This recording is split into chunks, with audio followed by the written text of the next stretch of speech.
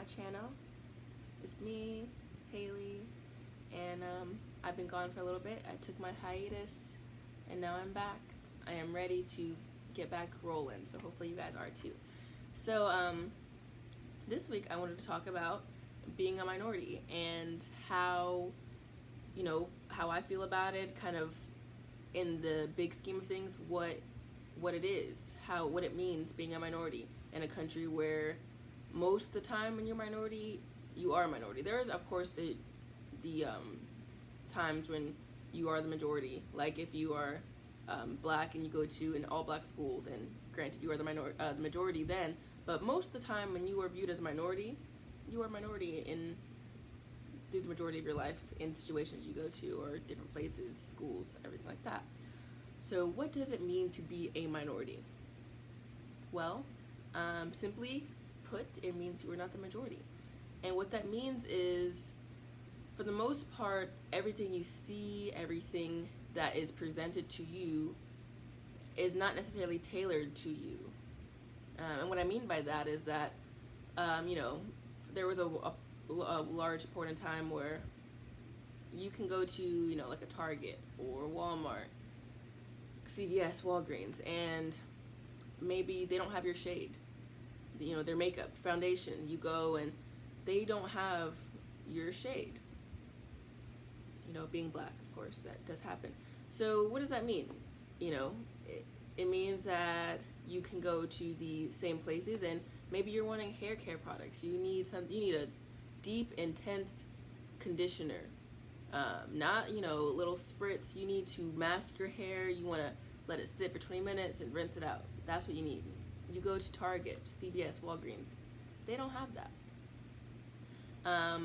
You see an ad and you see, Dare to be Beautiful, and you see a blonde girl on the front that has, a small porcelain nose with small lips and straight hair, and, you're not that.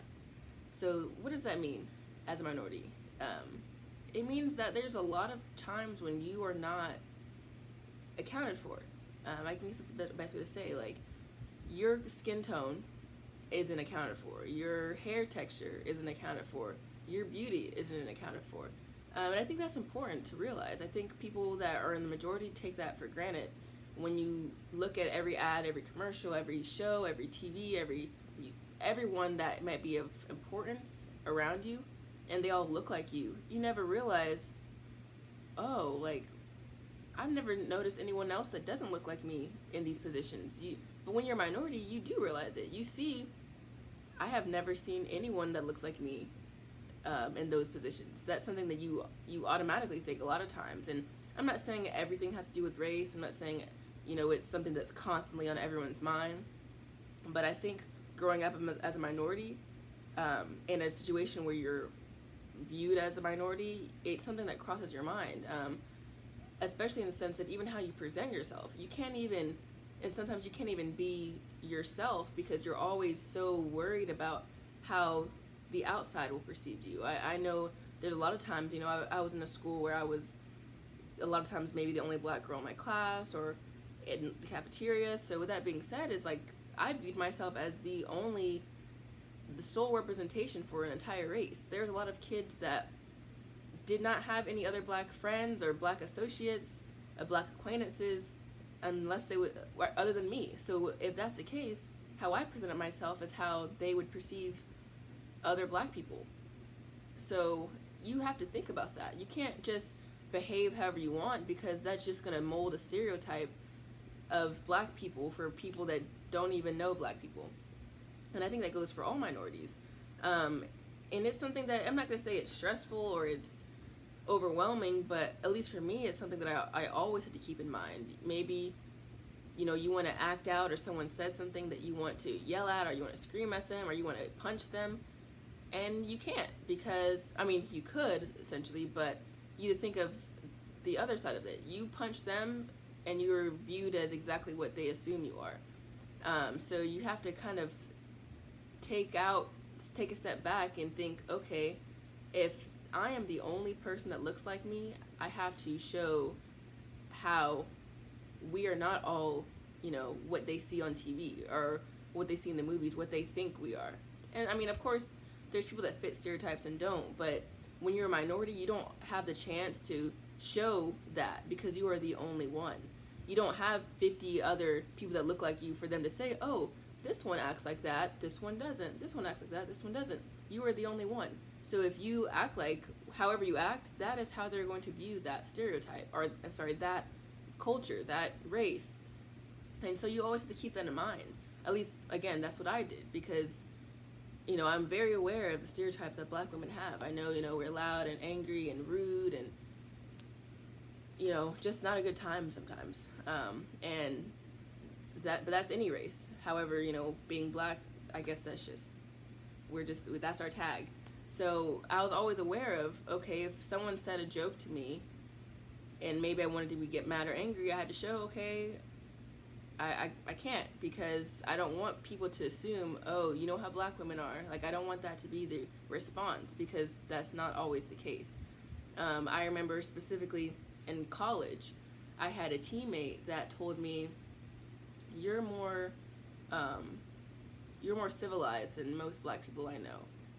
And granted, I mean, I think she was saying it as a compliment. I think she was.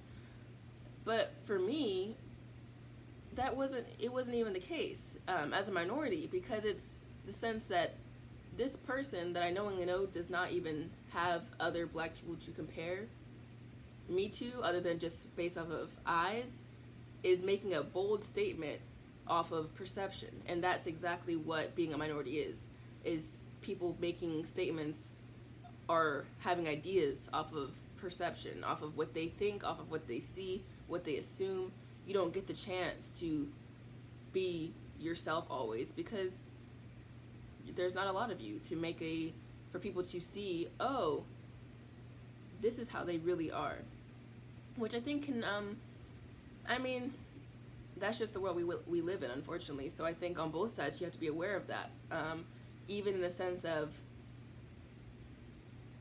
like I said, going back to the hair products, because it happened recently, so I'm actually kind of excited about it, but not being included. The Target I live next to redid their whole store, and now there is an entire aisle of ethnic hair care. And if I was ever going to cry or jump for joy over hair care products or just hair care, that would have been the time.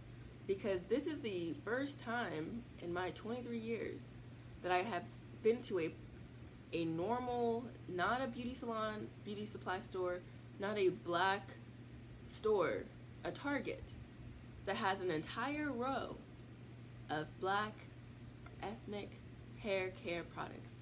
If you have curls, if your hair does not get straight when it gets wet, if you cannot just put your hair in a wet bun and walk outside and it not get matted, they have hair products in Target, and a lot of them. This is the first time I've ever seen that, and that was like, obviously, it showed a huge step just in general, because it just showed as a country and as an area, they're aware of, diversity and the demographics, but in general, as a minority, that's something you don't always get. You don't get the chance to feel represented. As a young girl, especially of being a minority, you don't always feel like your beauty or what looks like you is what is accepted. You see models, you see the photos on the magazines, you see actresses, everyone that they say is so beautiful, and they don't always look like you. They look like, the majority. And if that's the case, how do you constantly tell yourself, I don't look like her, but I think I'm beautiful, I think I'm pretty, so how do you reassure that, other than just, your mom and your dad telling you that, you're beautiful? Sometimes you need to see, unfortunately, that's the society we live in, sometimes you need to see that representation on a major platform of someone that looks like you to feel validated, to feel like, wow, like, they view someone that looks like me as beautiful.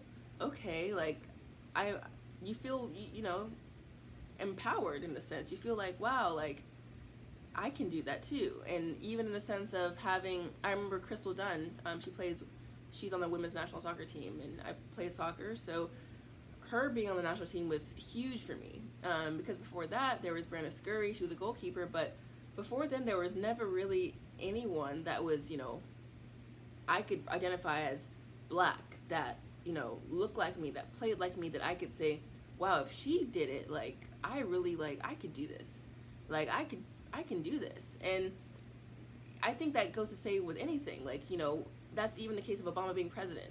Why that was such a big deal for a lot of black Americans is the sense of, wow, if he's black and he did it, like, I can do it. And it's not even in the sense that people are always putting race into it, or always viewing, like, you have to see someone that looks like you to achieve anything. But I think it's important for people to view someone that they know or feel went through the same things that they went through, that they can relate to, in a position that they thought was unattainable. When you're a minority, you are always seeing people that don't look like you in positions that seem unattainable. And if no one you've seen look like you are in those positions, then it continues to seem unattainable. And I think it goes in the sense of, like, as a minority, that's, again, something that you take for granted. You're always seeing people that you can relate to, that you see that are, CEOs, presidents, on magazines, actresses, actors, winning award, like, always in the spotlight. So it's easy to see that all those things are attainable. However, as a minority, you don't always have that. And I think it even, I remember, what movie was it called? Rich Crazy Asians? I believe that's the movie. I haven't seen it yet, but I watched a talk of a lot of the actors and actresses that were in that movie, and they were talking about kind of the struggles of being an Asian American, or just Asian in general, in a field that wasn't always easy for people that were Asian, as being a minority in that aspect. Like, they didn't see people on TV that looked like them, or when they did, they were always in roles that were very stereotypical, and maybe they didn't want to be that. So it was very hard, and so they wanted to give a movie for, other Asian Americans to see. You don't have to, pretend you can't speak English to be on TV. And I think that that's easy to say for a lot of minorities, is you have to decide, are you going to fit the mold or break from it? And I think either side has some acceptance and some backlash, and you have to figure that out as a minority in a way that the majority doesn't have to, because there's plenty of people that look like them to be understanding or be accepting, or that they can go back to, worst case. And when you're a minority, you don't always have that option of people that you can easily identify with. You sometimes have to be uncomfortable, and you have to see where am I going to fit in this world when I'm the only one like me. So with that being said, I think that is a good way to get this back going. So thank you guys for haranguing with me, and I look forward to seeing you guys all next week. Get excited, because there are some changes that are going to come. Sorry for this lighting. I don't know. The sun's coming in now, so oh well. You saw me before. Trying to think what else I need to say. Subscribe. I'm starting to say that now because I realize that that's what people do. So subscribe, and I'll see you guys next week.